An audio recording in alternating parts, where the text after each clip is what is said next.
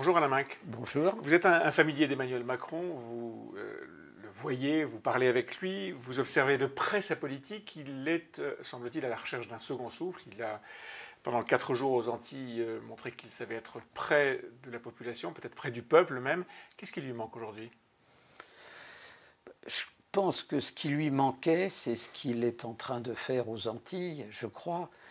J'ai dit récemment que son risque était la giscardisation. La giscardisation. Qu'est-ce que ça veut dire, la giscardisation ? Je veux dire, Valéry Giscard d'Estaing a été un excellent président de la République, respecté unanimement et qui a laissé une vraie trace. Et pourtant, au fond, il a été battu parce que le lien avec le pays, c'était en partie défait. Alors la grande différence entre Valéry Giscard d'Estaing et Macron, elle est très simple. Laurent Wauquiez n'est pas François Mitterrand, ça se verrait. Jacques Chirac n'est pas là pour donner le coup de poignard fatal. Et ça enfin, peut venir un jour. De qui ? On verra. Non, oh non, ça je crois vraiment pas. Je crois vraiment pas. Ouais. Il n'est pas entouré de gens qui ont l'alacrité assassine que pouvait avoir Jacques Chirac. Et enfin, il n'y a pas un désir d'alternance comme celui qui courait dans le pays. Mais il faut faire attention. La France n'aime pas trop les premiers de classe. Mais donc cette tournée aux Antilles dont on parle, où il a multiplié les contacts, effectivement, est-ce que ça suffit, selon vous, à corriger son image ? Non, mais je pense par exemple depuis longtemps qu'il devrait faire une région de France par mois, comme aux Antilles. Alors je suis convaincu qu'évidemment on va lui expliquer que son agenda ne le permet pas. Il y a un etc. projet de oui, mais passer ça, oui, mais il y a une semaine un projet, entière. Oui, mais ça c'est à l'occasion du 11 novembre. Mais je crois qu'il devrait fixer cette règle qui est je fais une région de France pendant 3 jours chaque mois. Bon, chaque fois qu'il sort, si j'ose dire, il est à la menace d'une petite phrase, traverser la rue, le pognon de dingue, enfin toutes ces petites phrases qui alimentent la chronique politique, on en pense ce qu'on veut, mais à la fin ça dessine un portrait. Est-ce qu'il devrait éviter ce genre de Non, mais alors sinon... ou ce genre de photos qu'on a vu circuler Écoutez, non, mais l'histoire de la photo, c'est ridicule, ça n'a aucun intérêt. L'histoire de la phrase sur traverser la rue est beaucoup plus intéressante. Évidemment, d'un côté, ça donne un sentiment un peu de dureté à l'égard de ce garçon. De l'autre, maintenant, les Français savent qu'il y a un nombre très élevé d'emplois non satisfaits et non pourvus. Et il a fait plus pour diffuser cette vérité-là avec cette phrase malencontreuse qu'en expliquant de manière sagace qu'il y a des centaines de milliers d'emplois non satisfaits. Alain, qu'est-ce que tout ça ne dessine pas quand même un portrait qui est en fait exactement l'inverse de ce que l'on voyait de lui avant qu'il soit président de la République? On disait il est jeune, on dit il est inexpérimenté, on disait il a de l'autorité, on dit il est cassant ou arrogant. Est-ce qu'il peut maintenant renverser cette image qui s'est complètement renversée? D'abord, ne vous surestimez pas les uns et les autres. Non. Cette image, elle est le produit du monde journalistique. Avec lequel, en grande partie, avec lequel il a eu une relation, ou il a une relation difficile, puisqu'il a voulu vous désintoxiquer de la période Hollande, c'est-à-dire le moment où l'Élysée était devenue une salle de rédaction. De bavardage. Alors il est allé évidemment par un effet de balancier un peu loin, je crois qu'il est en train de le corriger, mais ça, ce sont des épiphénomènes. Le problème, c'est que, en réalité, vous avez 2 moyens de communiquer avec un pays. Soit vous êtes social-démocrate, et vous dialoguez avec des forces représentatives. Ce n'est pas son cas. Et ça n'est pas son cas. Il n'est pas social-démocrate, il est social-libéral.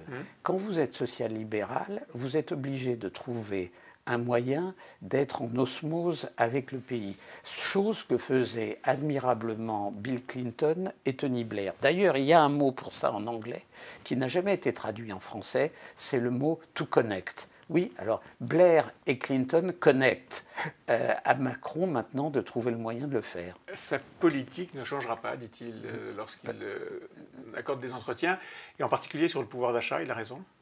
Oui, il a raison parce que, au fond, Macron est le fils spirituel d'Helmut Schmidt, c'est-à-dire les profits d'aujourd'hui sont les investissements de demain et les emplois d'après-demain. Si aujourd'hui il changeait de politique, alors ça, ce serait suicidaire. Et Dieu merci, il ne le fera pas. Mais ça ne donne pas de résultat pour l'instant. Et donc il faut plaider la patience, c'est ça? Non, mais changer culturellement les comportements économiques, vous savez bien que ça demande des années, du temps. Donc il faut dire les choses telles qu'elles sont.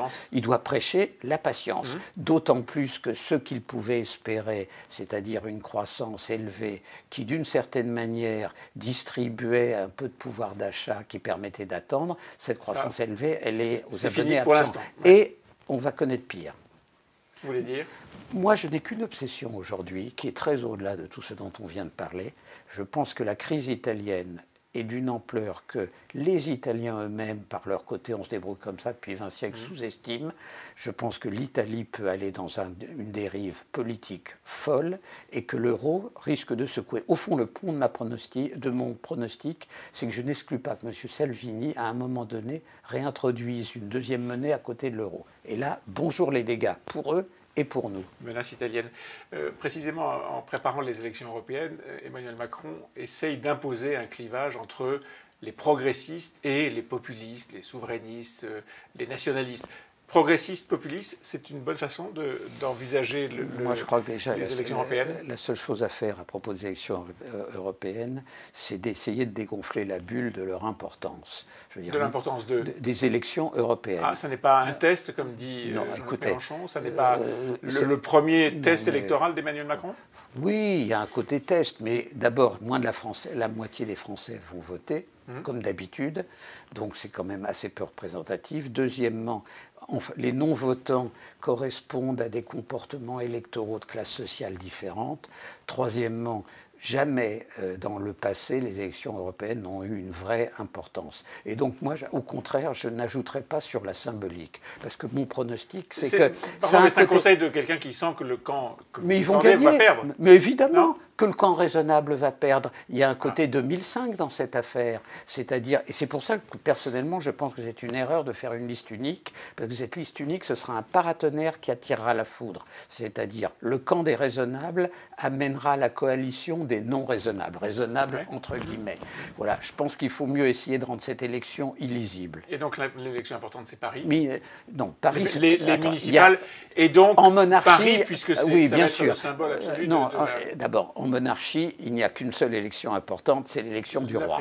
Bon, alors l'élection municipale, ça va être très différent parce que elle va pour une part être illisible. Comme elle sera illisible, où est-ce que vous allez classer M. Estrosi, qui sera élu avec des voix en marche, Madame Roland, la maire de Rennes, de Nantes, qui sera aussi. Donc, en effet, le capital politique de cette élection, pour une part, se concentrera sur Paris. Et alors, vous continuez à plaider pour une candidature d'Édouard Philippe ? Je pense que le seul... Lui dit qu'il n'y pense pas. Oui, enfin, le mot à mot de ce qu'il disait montrait qu'il se réservait une part de liberté. C'est sa liberté, c'est surtout la décision de Macron. Mais je pense que pour gagner à Paris, il faut une alliance entre En Marche et la droite modérée. Philippe en est par essence l'incarnation. C'est pas lui qui a trahi la droite modérée ? Quand vous voyez ce qu'est aujourd'hui l'État de la droite modérée, ils ne sont pas tellement trahis par lui. Une partie de la droite ne considère pas qu'Édouard Philippe a été celui qui a achevé la droite avant les élections législatives. Non, mais bien sûr. Mais de toute façon, la droite, elle est éclatée. Quand on entend ce que dit Laurent Wauquiez, qui s'exprime comme Salvini, j'ose espérer qu'il ne pense pas comme Salvini. Aujourd'hui, elle est coupée en deux, la droite. Je veux dire, Laurent Wauquiez ne se souvient pas de la leçon numéro 1 du sarkozysme, qui est « je clive, puis je rassemble ». Alors lui, c'est « je clive et je clive davantage encore ». Non, il ne rassemblera pas plus tard, parce qu'il y a des faits de mémoire collective. Et là, il ne pourra pas jouer les modérés et penser comme Alain Juppé après ce qu'il dit. Édouard Philippe doit-il, dans ce cas-là, devrait-il, dans ce cas-là, démissionner ? S'il est candidat à Paris, c'est bien sûr, le seul moyen d'être battu, ce serait de ne pas démissionner. Ça veut dire que vous conseillez à Édouard Philippe, votre schéma idéal, c'est Édouard Philippe quitte Matignon dans 6 mois. À un moment donné, ça c'est son affaire, mais s'il pense à son propre avenir, c'est aussi son intérêt, parce que si Emmanuel Macron est réélu en 2022, il sera bien obligé d'avoir un autre Premier ministre. Alors qu'est-ce qu'il fera Édouard Philippe ? Il sera à l'Assemblée nationale, la présidence de l'Assemblée nationale, dont on connaît l'utilité politique. Alain Minc qui se préoccupe de l'avenir d'Édouard Philippe. Merci beaucoup.